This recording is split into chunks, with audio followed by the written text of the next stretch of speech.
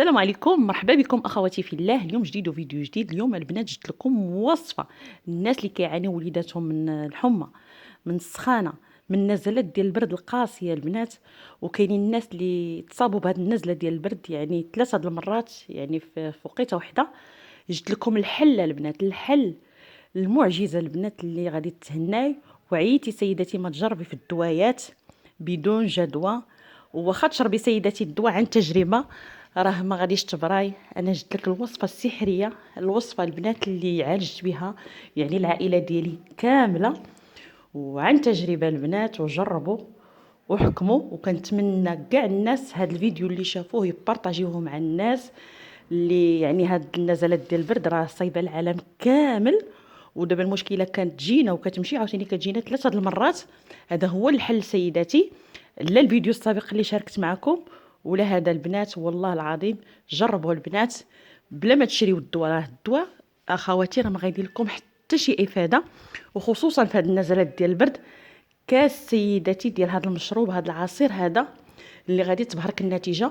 وقبل ما نبداو، اللهم صل وبارك عليك يا رسول الله وعلى اله واصحابه اجمعين. ولا حول ولا قوه الا بالله. البنات الحامض، الليمون الحامض شي حاجه زوينه زوينه بزاف، يعني عطاها لنا الله في هذا الموسم، في هذا الوقيته بالضبط نتاع البرد، ديال النزلات ديال البرد، اللي صراحه شي حاجه زوينه. واخا تشري سيداتي لوليداتك يعني السيروم الفرماسيان راه بدون جدوى. جربي هاد الطريقه اللي درت انا، وان شاء الله شتي البنات فاش كتشربوه يعني هادو المشروب هذا، يعني النيف ديالكم كيتسرح. الناس اللي كتكون عندهم انسداد ديال الانف ديالهم وكتجيهم نزلات ديال البرد قاسيه، كنتحداكم تجربوا هاد الوصفه هادي وترجعوا تشريو الدواء من الفرماسيان. اتحداك سيداتي، وجربوا وحكموا. سبحان الله، يعني حنا الجسم ديالنا في هاد النزلات ديال البرد فاش كتمشيو للطبيب كيقول لكم يعني خاصنا فيتامين سي، خاصنا شحال من حاجه.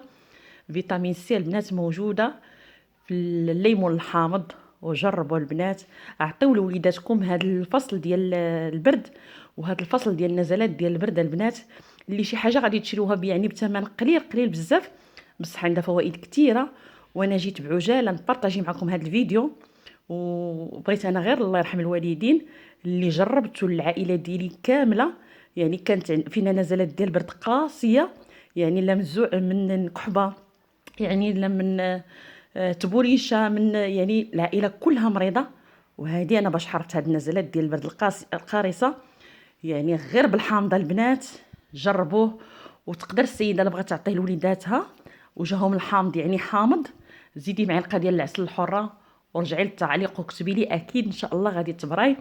3 ايام سيداتي بحال تكوني كتكذبي.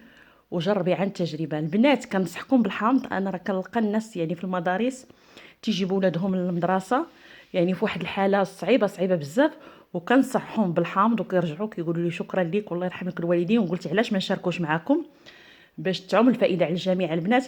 ما تصدعوا راسكم حتى بشي حاجه البنات. الحامض، الليمون، تشربي كاس قبل ما تنعسي في الليل. ليك ولوليداتك تكون نيفك مسدود، تكون عندك يعني الكحبه الصعيبه، يعني ضيق ديال التنفس، عندك مشكل، المهم ما كتنعسيش بالليل. جربي وحكمي ورجعوا للتعاليق وكتبوا لي كي جاتكم هذه الوصفه.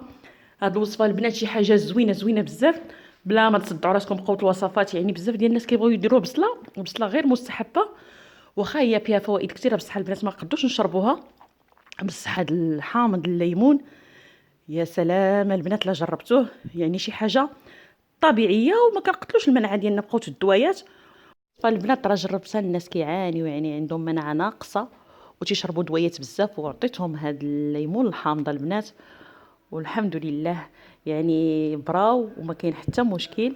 كنصحكم بها البنات وبارطاجيهم مع الاهل والاحباب. وشكرا لكم بزاف على المشاهده. بسلامه الى فيديو قريب.